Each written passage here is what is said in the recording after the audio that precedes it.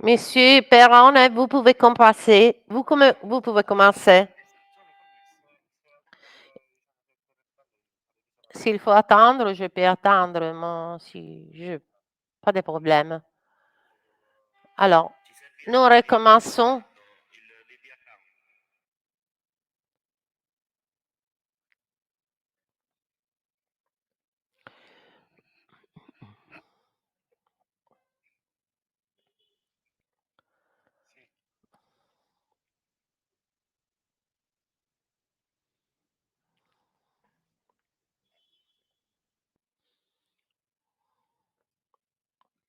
Allora, il dottor Fabrizio Nardo, se mi sente, a sinistra della schermata della presentazione del dottor Perone, dove c'è scritto il mio profilo esce, sotto c'è un ID account, se cortesemente lo può trascrivere nella chat, perché senza di questo non riusciamo a farlo entrare.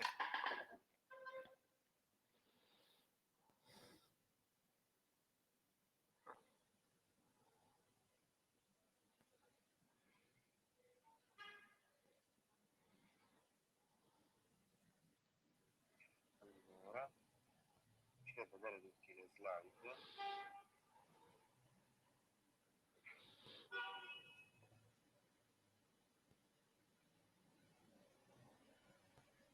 Dottor Leonardo, cortesemente sulla sinistra, accanto alla sinistra della slide del dottor Perone, c'è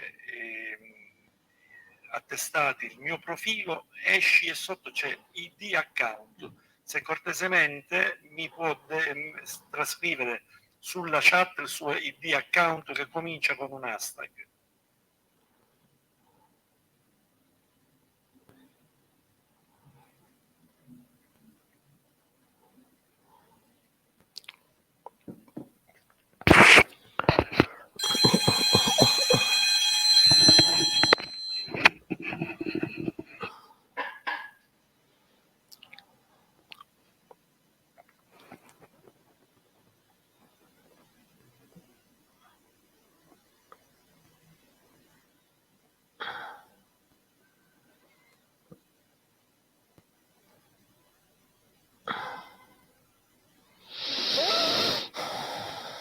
Franco, l'ho trovato io, può riaggiornare la pagina.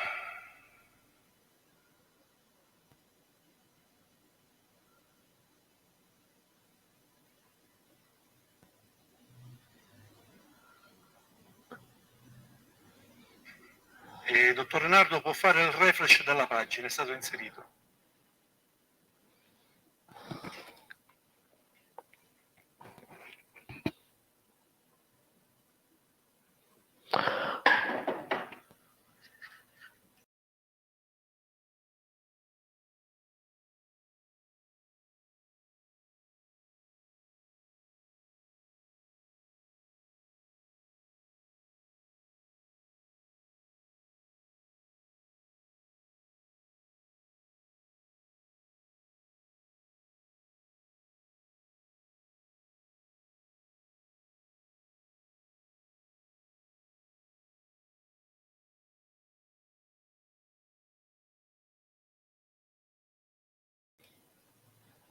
Ci chiama? Peut-on commencer? Sì, dottore, può iniziare. Vous pouvez commencer, Monsieur Perron. Alors, en résumant ce que nous avons dit précédemment, donc ce que nous avons dit jusqu'à,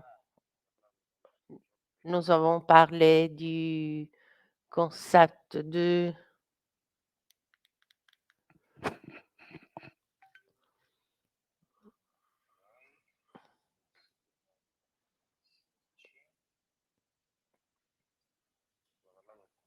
nous avons parlé du concept d'esprit d'entreprise, nous avons parlé de ce qui sont les capacités qu'un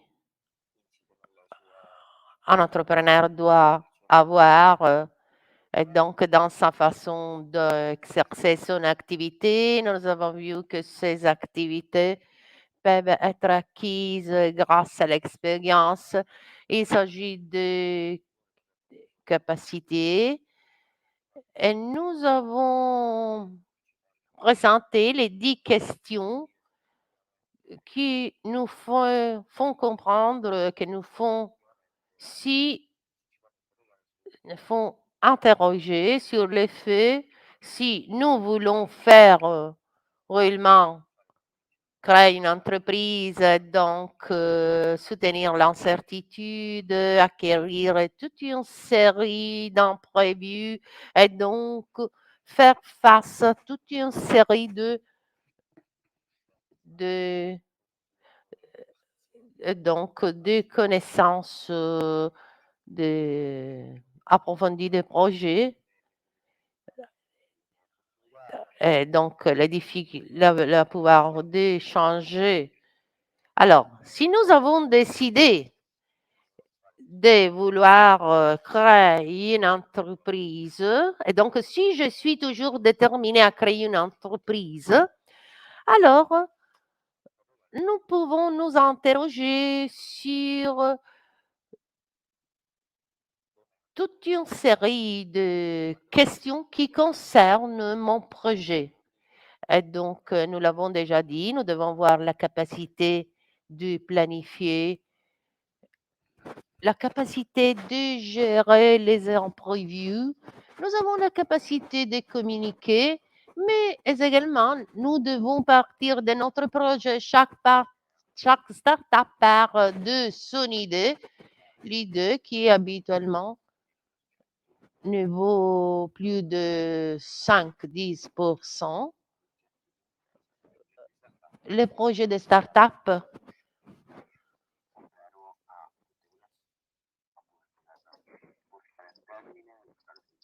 donc, rendre rentable le projet et donc créer de la valeur et donc traduire des idées en action afin de créer de la valeur. Tous les projets start-up partent d'une idée, donc la question qu'on se pose, quelle est ta proposition de valeur? Quelle est ton idée?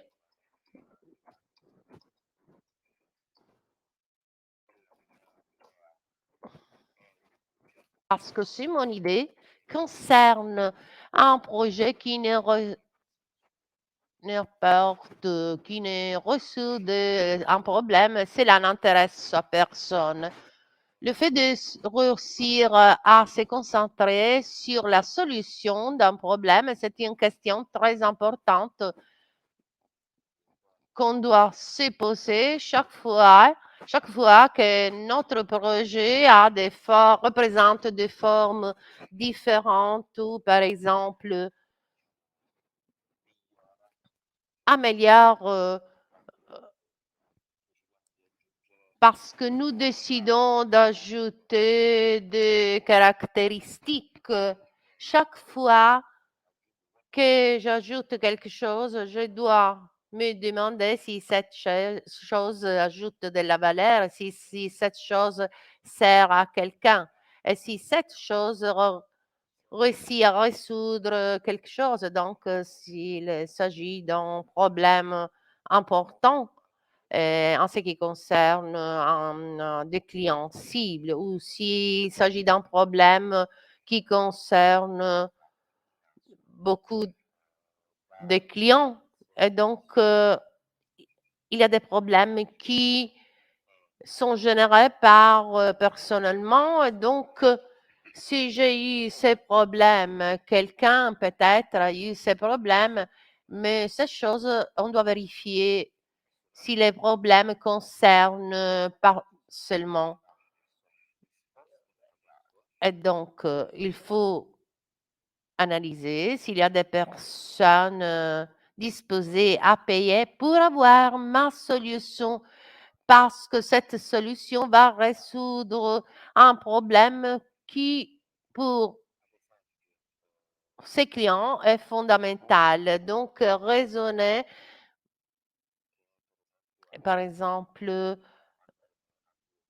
des startups qui travaillent dans les secteurs dans le secteur social, des startups sociales, ont sûrement une proposition de valeur qui n'est pas liée au profit, au gain, mais surtout, ces startups sont liées à des valeurs qui ont un impact sur la société. Donc, dans ce contexte, ils vont mesurer l'impact et la valeur qu'ils ont créé dans un contexte social.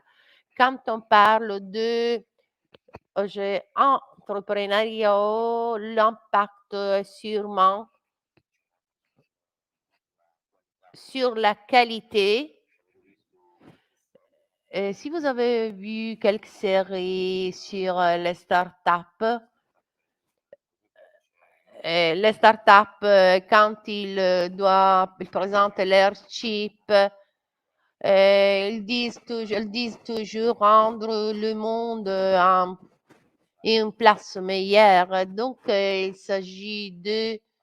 Donc, cela signifie que l'impact que mon projet a sur les territoires, sur les personnes, pardon, et sur les contextes. Et quand je pense à quelque chose et quand je vais analyser mon idée doit avoir un impact, doit résoudre un problème.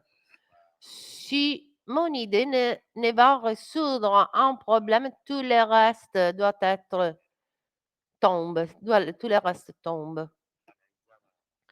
Donc, il faut analyser. Une fois l'idée d'entreprise analysée, l'idée de start-up, mon projet de start-up analysé, donc je peux continuer. Et donc, il faut avoir un projet d'entreprise. Cela signifie qu'il doit réussir à penser à cette idée à l'intérieur d'un mécanisme plus structuré qui me permet d'intégrer de faire bouger toute une série de structures d'éléments qui sont les ressources, par exemple, on peut l'appeler comme on veut, à l'intérieur d'une structure qui sera mon objet d'entreprise. Et donc, alors, on doit se poser qu'est-ce qu'on veut produire, que voulons-nous produire, que voulons-nous vendre, euh, quelle est la vision de notre projet et à qui nous voulons vendre notre projet. Et donc, à qui nous allons résoudre un problème pour qui. Et donc, on part de l'idée, je dois résoudre un problème, oui, bien. Alors, les clients, on doit analyser, on doit identifier les clients qui ont ces problèmes et donc les clients finaux. Entre-temps, comment je produis ce produit, comment je dois offrir mon produit à ces clients et donc comment je dois gérer mes rapports avec les fournisseurs, etc. À côté de tout cela, quand je décide de quelle façon je fais un projet, je crée un projet, mon produit existe-t-il, oui ou non? S'il existe-t-il, pourquoi les clients doivent choisir mon produit? Et pourquoi les clients choisissent mon projet? Et la réponse concerne mes points de force. Mon produit est le meilleur. Pourquoi? Il coûte moins, il est moins cher, il est meilleur, il est plus durable par rapport aux autres produits dans les marchés. Mon produit a moins de points de force par rapport à d'autres produits dans les marchés, présents dans les marchés. Tout cela nous m'amène à analyser quels sont les concurrents, Les concurrents ne sont pas seulement des adversaires,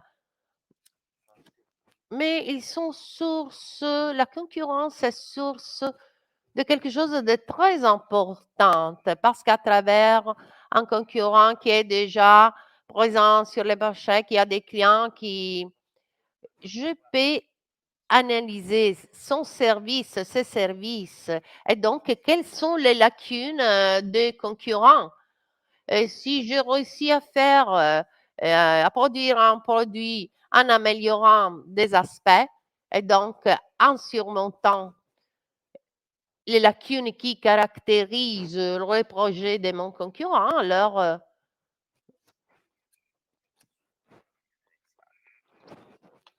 de cette façon, je peux différencier avec mon projet et donc par rapport aux produits qui existent déjà dans le marché. Donc, je facilite le processus d'achat, je facilite l'échange d'informations. Donc, je vais faciliter, j'ajoute des garanties, des qualités au service. Par exemple, quand vous pensez, si vous pensez aux derniers services qui sont nés pour les microcrédits à la consommation, l'ACNA,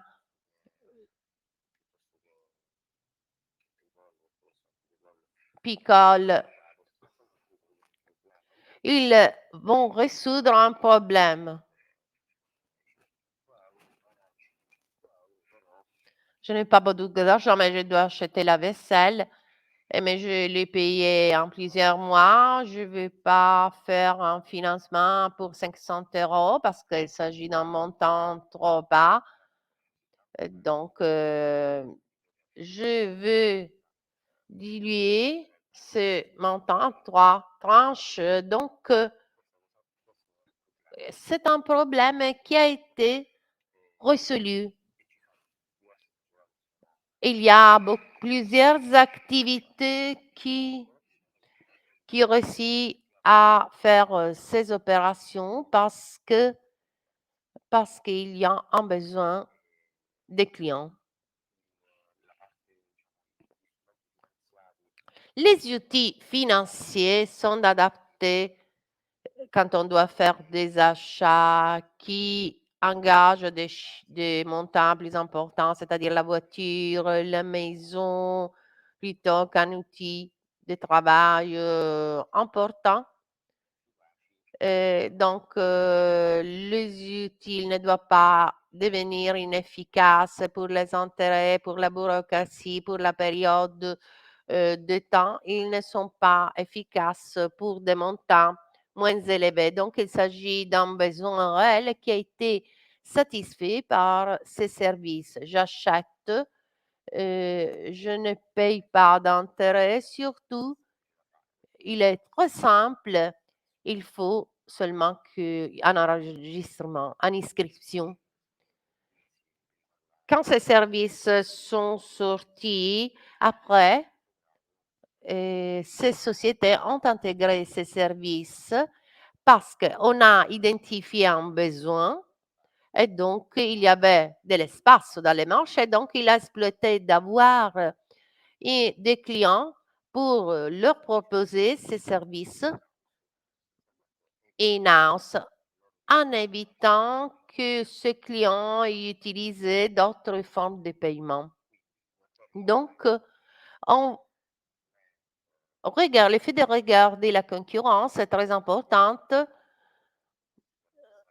Ils ne sont pas seulement des adversaires parce qu'ils mangent une partie du marché, parce qu'ils nous donnent des informations incontournables. Si un concurrent produit un produit que je ne produis pas, alors je comprends que c'est très important pour les clients. Et donc, je regarde le concurrent.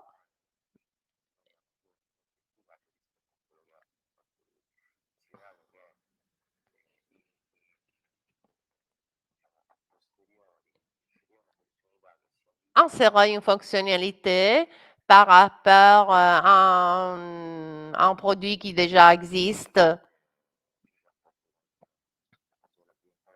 est vraiment important. par rapport à cette fonctionnalité. Et donc, on doit comprendre pourquoi j'aime cette fonctionnalité, pourquoi je ne l'aime pas. On peut voir aussi les feedbacks de ce produit et donc penser de rendre meilleur notre service dans ce sens pour pouvoir attirer l'attention des clients potentiels, de nos prospects. Notre question qu'on doit se poser quand on décide de développer notre projet d'entreprise, les startups sont des entreprises et donc doivent respecter des législations. Il faut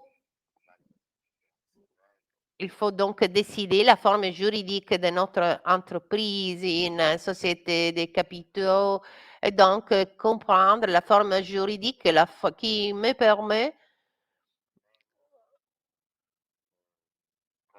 moins de coûts d'entrée prévus liés à la bureaucratie et donc un projet agile.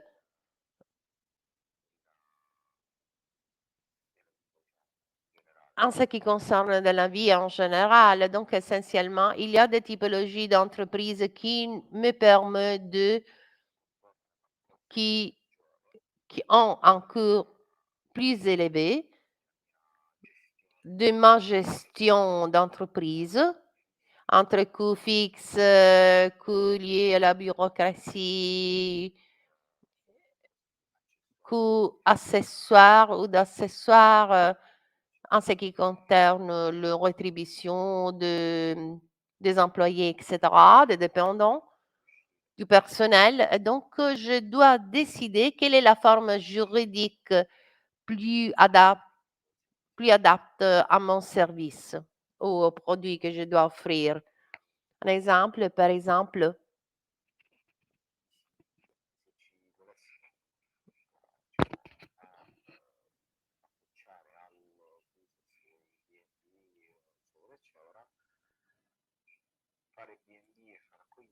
faire B&B, on peut faire d'accueil B&B, on peut faire une structure d'accueil différente. Chaque typologie pourrait avoir une structure fiscale administrative différente. Par exemple, pour faire un bed and breakfast, on peut utiliser les codes d'immatriculation fiscale jusqu'à certains montants. Alors, on doit décider tout de suite l'organisation entrepreneuriale pour notre projet d'entreprise. Donc, on peut épargner. C'est une décision on décide de concert avec la partie commerciale de mon projet, les conseils financiers économiques dans notre équipe. Il s'agit d'un aspect très important en fonction de l'organisation d'entreprise. Si je décide d'utiliser, j'ai plus ou moins des opportunités pour avoir des fonds. Parce que quand on parle de vie publique, il y a certaines catégories d'entreprises qui sont préférées par rapport à d'autres entreprises qui donnent des garanties. Dans le cas del fundraising, en utilisant des investisseurs, les investisseurs préfèrent certaines formes de sociétés qui leur donnent une part. Même là, si je veux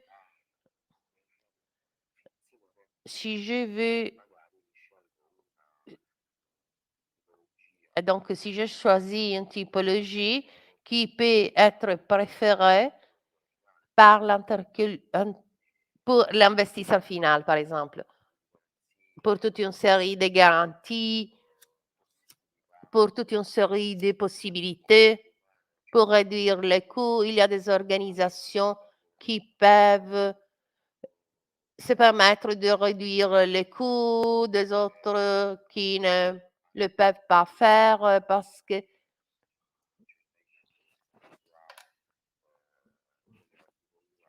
par exemple le TVA ou les sociétés à responsabilité limitée qui réussissent à gérer les coûts de façon différente.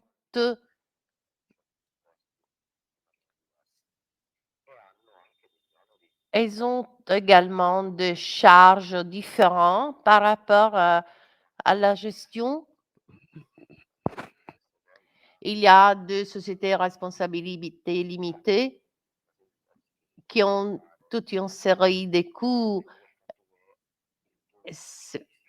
parce que la partie qui s'occupe de l'administration doit avoir des écritures comptables, doit tenir des écritures comptables, etc.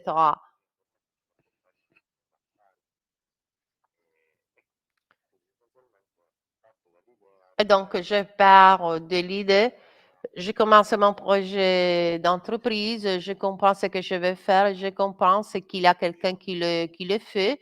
Et donc, je cherche une organisation d'entreprise qui est ma forme juridique de start-up. En termes d'administration, en termes fiscal, donc, des différents types de sociétés, et l'organisation doit être choisie selon mon budget pour ouvrir un S en société à responsabilité limitée. Et il y a au moins 10 000 coûts fixes. Donc, il y a des inconvénients, des avantages, des désavantages selon la forme juridique. Je dois considérer un montant pour commencer mon projet d'entreprise. Seulement, si on parle de start-up numérique, il y a toute une série de fonds qui nous permettent d'épargner. Et les startups n'ont pas besoin d'équipement, n'ont pas besoin de beaucoup de services. Et donc, par rapport à une entreprise agricole, mais par exemple, une start-up numérique a besoin de compétences spécifiques dans le secteur. Par exemple, une start-up qui exerce dans le secteur de leur réalité virtuelle. Et donc, d'un côté, j'ai besoin de pouvoir dépenser en ressources humaines. D'autre côté, je dois dépenser mes ressources en équipement. Et donc, selon mon projet d'entreprise, je dois comprendre comment je dois choisir ces fonds. S'il peut être utile, mon entreprise s'occupe du développement de fonctionnalités des logiciels, de systèmes. Et je me rappelle que quand on avait commencé notre activité en 2010, nous savons que nous avions des coûts initials pour toute une série d'activités et donc nous devons faire face à des coûts initiaux. Donc nous avons décidé de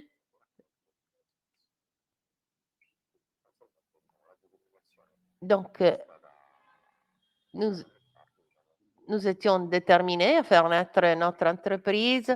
Nous voulons créer cette entreprise. Nous travaillons pour collecter ce chiffre et puis nous pouvons partir. Nous lancerons sur la plateforme. Et donc, on doit avoir aussi une capacité de planification.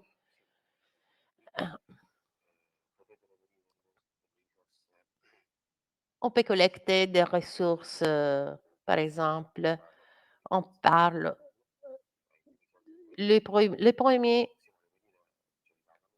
donc lave, c'est-à-dire le lave money, donc l'argent de proximité.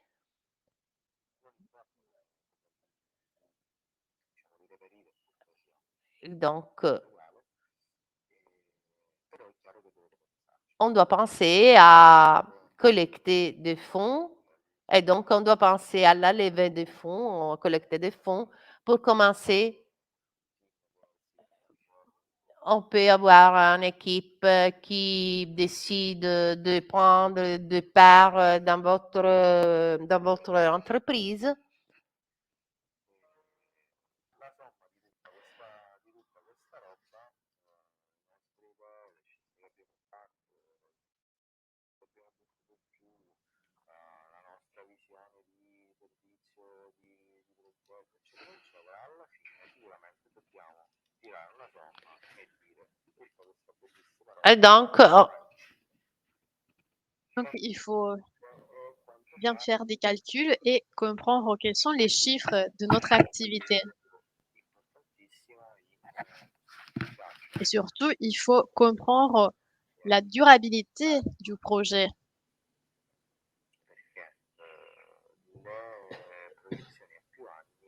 Et pourquoi cela? Parce que les projections à 8 ans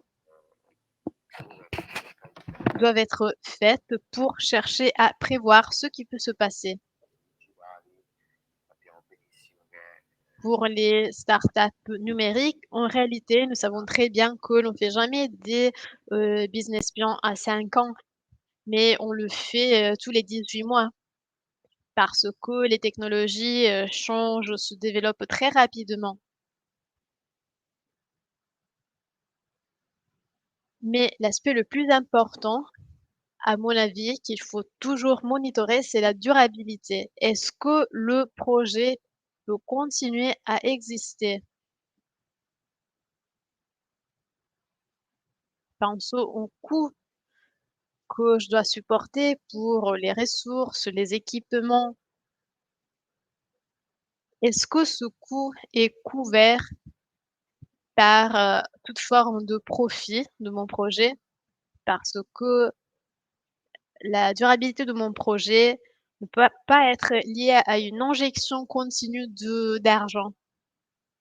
Pensons par exemple à l'activité de recherche. L'activité de recherche,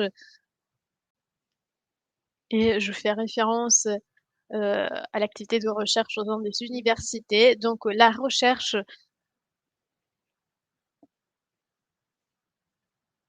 ne prévoit pas un résultat immédiat. Donc il est difficile de comprendre quand et comment un projet de recherche aura des résultats.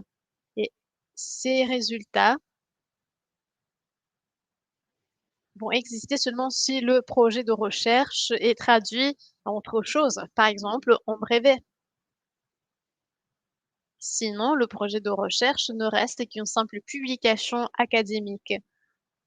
Donc dans ce cas-ci, pour faire évoluer des projets de recherche, il y a besoin de beaucoup de fonds et d'une injection continue d'argent.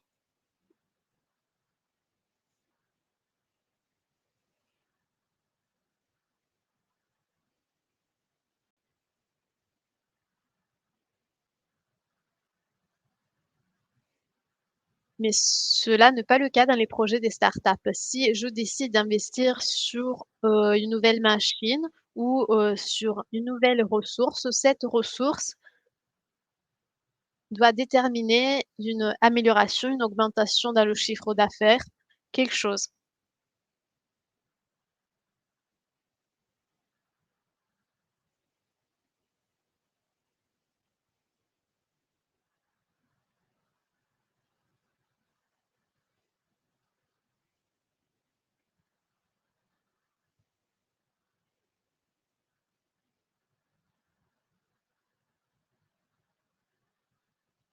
Donc, dans un projet de start-up, surtout tout au début du projet, mais cela est vrai pour tout type de start-up, pour chaque dépense, je dois avoir en bénéfice un profit de quelque type.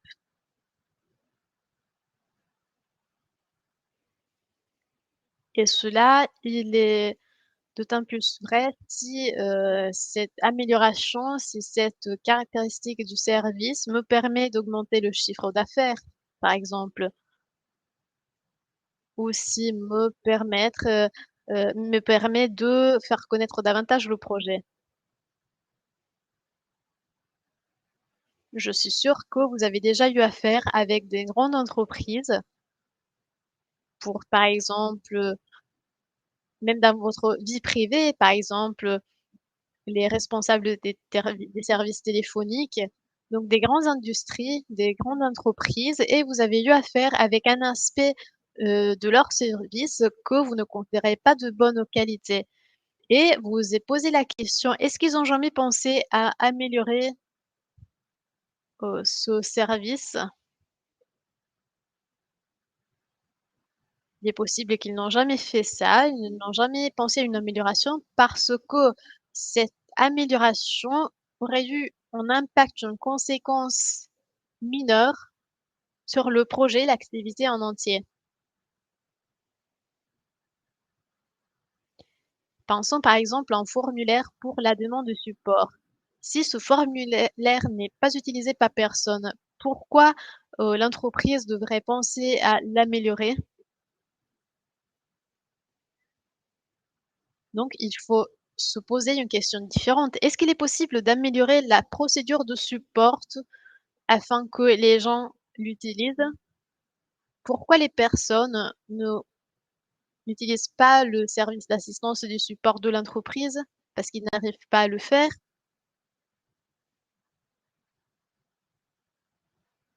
Donc, très souvent, nous nous occu nous ne nous occupons pas, de certains aspects de notre service parce que l'amélioration de ces aspects ne comporterait qu'une dépense ultérieure pour notre activité. Donc il faut toujours s'interroger sur les aspects principaux des activités, les aspects à monitorer de manière continue et les aspects qu'il est possible de mettre, de côté. Parce que la start-up a un coût en termes de temps, de ressources, d'argent, de logiciels, d'énergie électrique, tout a un coût. Donc il est très important de contrôler chaque aspect de la start-up et de manière cyclique, s'interroger sur ce qui peut être amélioré. Pour faire ça, il y a plusieurs outils utiles que nous pouvons utiliser.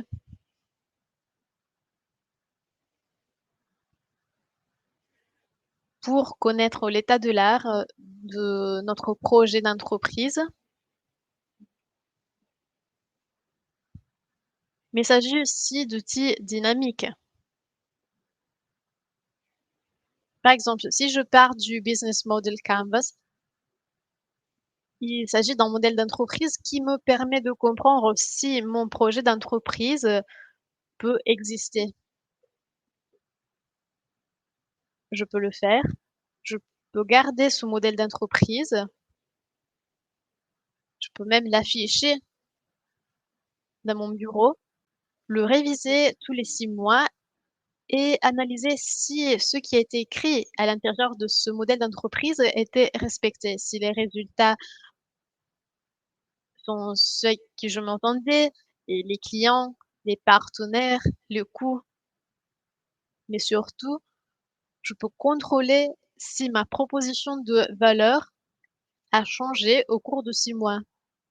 A changé, par exemple, en fonction des demandes du public ou parce que certaines des activités que j'avais prévues ont été éliminées. Donc il y a plusieurs outils qui permettent de travailler sur la proposition de valeur, le modèle d'entreprise et on les analysera ensemble.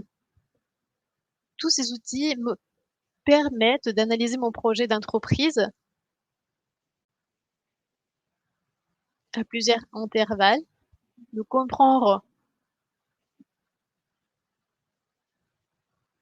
les problèmes qu'il y a dans mon projet, ce que je peux améliorer et surtout de comprendre si je suis en train de respecter la vision du projet. Il faut bien tenir en considération cela.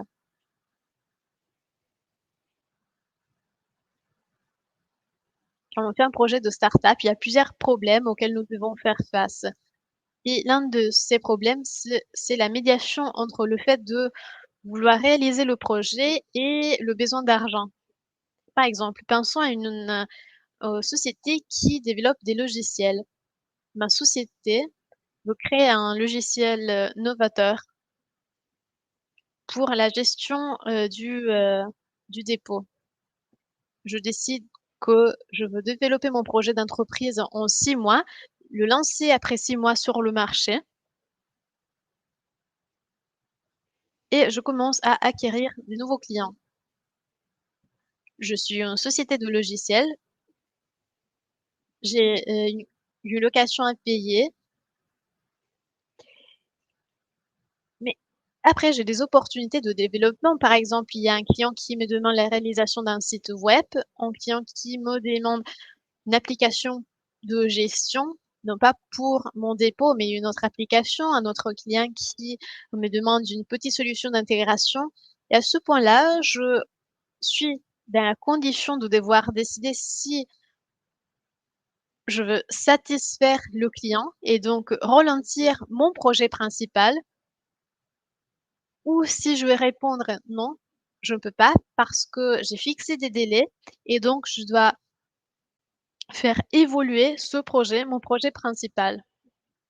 Il pourrait sembler facile comme décision à prendre, mais ce n'est pas le cas en réalité et cela dépend de notre capacité de planification financière, surtout du projet.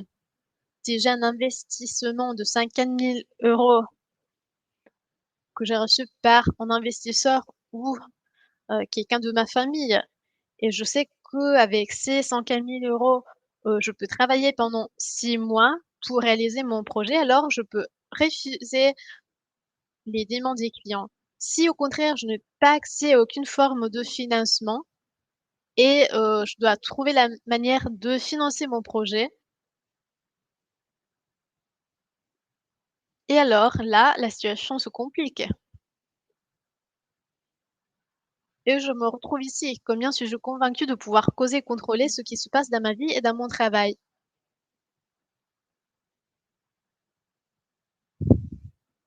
Parce que oui, je veux faire développer mon projet, mais il y a aussi ma vie privée et donc le fait d'accepter de travailler avec un client, c'est fondamental pour ma santé mentale et pour la santé mentale de, toute mon équipe. Une start-up peut exister seulement seulement grâce à la coopération de toute une équipe.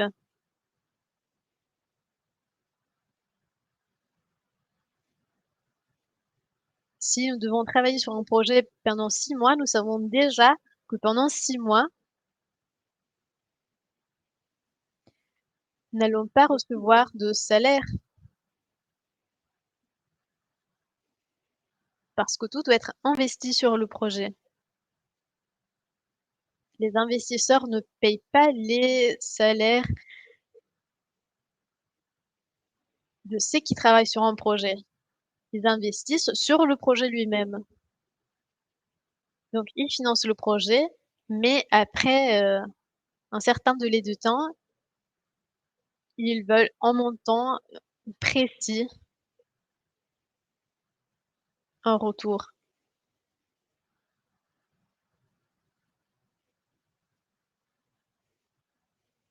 Donc un choix qu'il faut faire et cela, j'offre ce service. Je veux que cela soit ma vie, représente ma vie, mon projet principal et donc je peux me permettre de mettre de côté tout ce qui ne m'intéresse pas.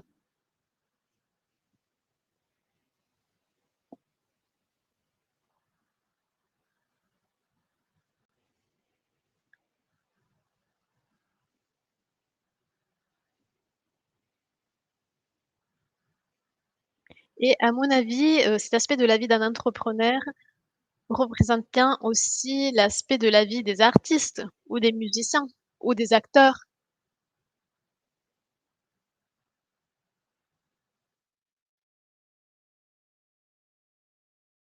Je me parle toujours de l'importance d'acquérir une expérience. Et à mon avis, il y a plusieurs points en commun entre tous ces domaines. Il y a un artiste qui commence à travailler parce qu'il a une vision de son projet artistique et il commence à parfaire ce projet. Il commence à améliorer son projet artistique. Il travaille sur la présentation du projet, sur le personnage qu'il crée. Et l'artiste fait cela pendant des mois et des mois. Jusqu'à quand il décide de se présenter à des auditions. Donc il mène cette vie pendant des années et c'est là sans jamais recevoir quelque chose en retour ou en recevant, des refus. Mais en même temps, il est obligé de faire face à sa vie privée. Par exemple, la famille qui lui dit: «Mais il est temps de travailler pour de vrai, mais qu'est-ce que tu es en train de faire?» Tu peux avoir un travail et en même temps faire développer ton projet. Et donc, l'on revient à l'exemple de l'entrepreneur. Il y a un entrepreneur qui veut développer un logiciel, mais entre-temps, il doit aussi travailler avec d'autres clients pour payer les dépenses et tous les coûts du projet. C'est pour cela que, à mon avis, il y a, une ressemblance entre les musiciens, les artistes et les entrepreneurs.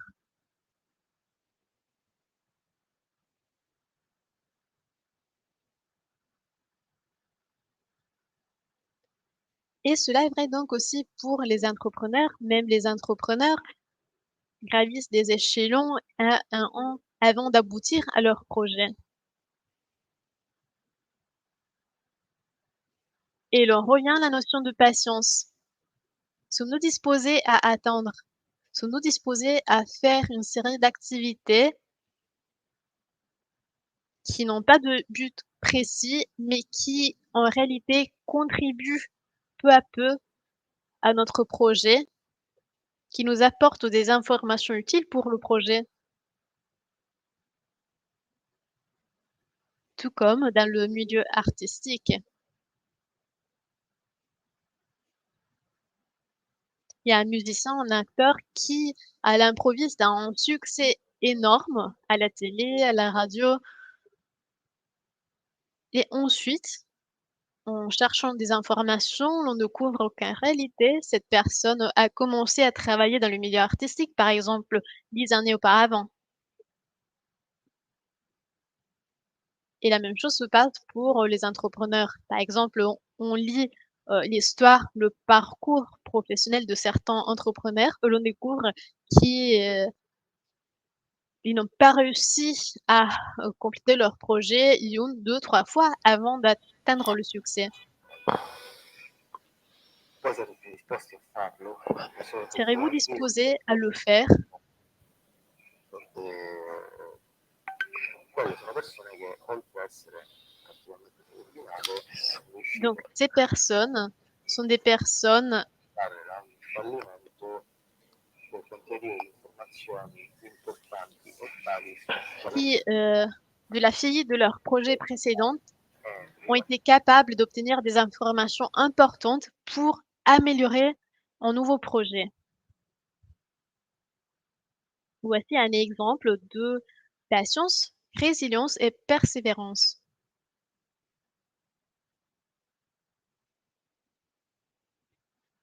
Pour répondre à ces, questions au cours des, prochaines journées, nous allons analyser des outils qui vont nous permettre d'analyser des aspects de notre entreprise d'un point de vue des coûts, des activités, de la valeur, de l'approche que nous voulons adopter pour notre projet. Maintenant, j'avais prévu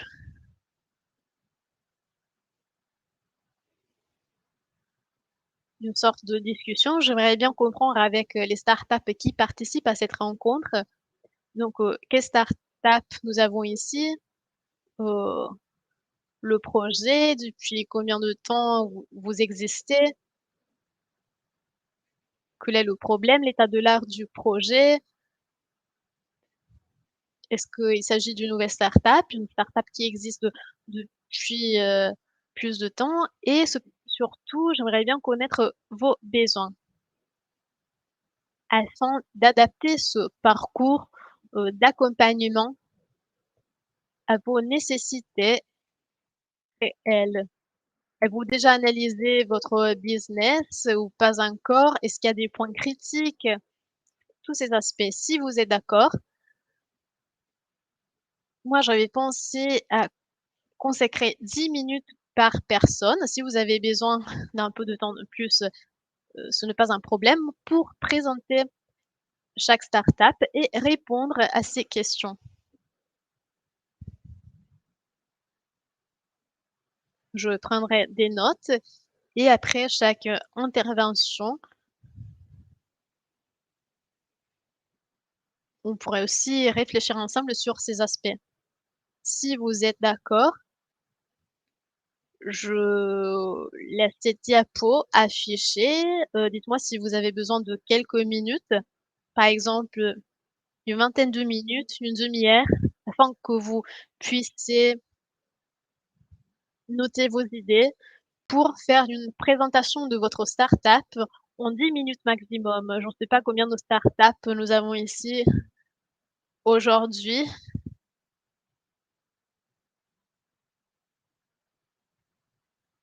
Je pense qu'aujourd'hui, nous pouvons aussi consacrer 10-15 minutes pour chaque projet, chaque startup. Si vous êtes d'accord, je vous laisse maintenant d'une vingtaine de minutes, une demi-heure, c'est comme vous le voulez, afin que vous puissiez noter une présentation à partager avec nous pendant cette rencontre.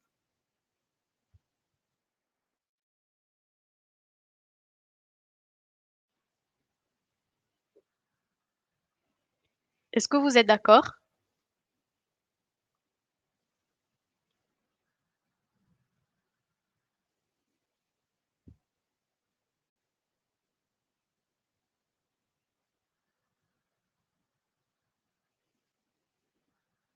Apparemment, il n'y a pas de start-up qui souhaite intervenir.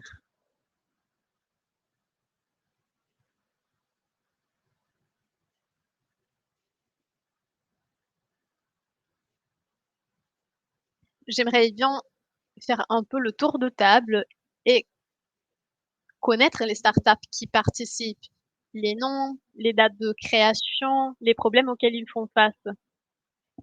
Nous pouvons commencer par Monsieur Fabrizio Nardo. Parfait, mais si vous le souhaitez, vous avez une vingtaine de minutes pour noter les points principaux de votre présentation de la startup. Et ensuite, on peut le partager.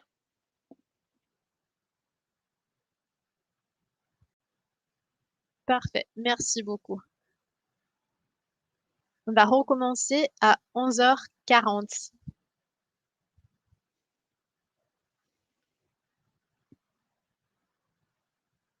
Je laisse ici cette diapo et si vous avez des doutes, n'hésitez pas à me contacter.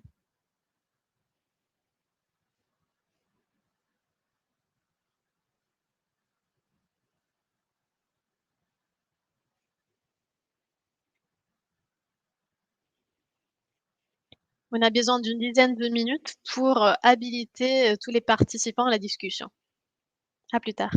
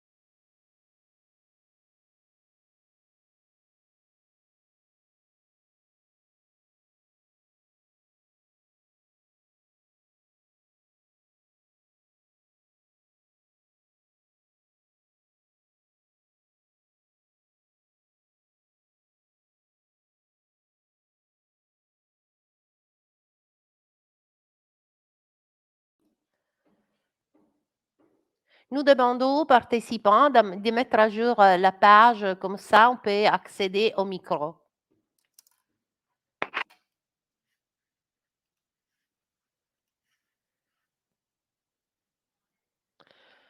Pour tous les participants, veuillez mettre à jour la page, comme ça vous pouvez accéder au micro.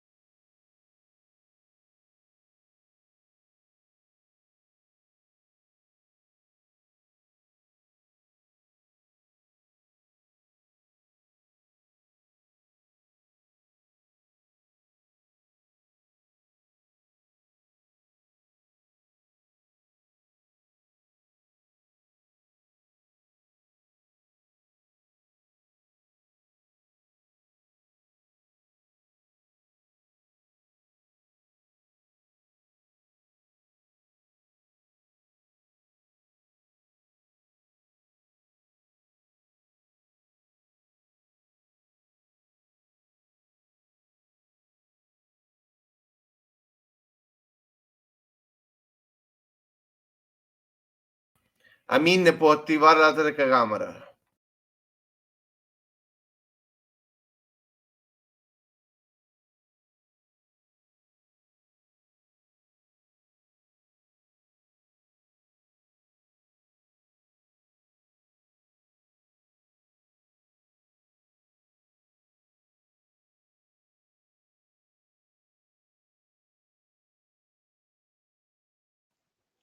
Monsieur Amin, vous pouvez activer la caméra. Merci.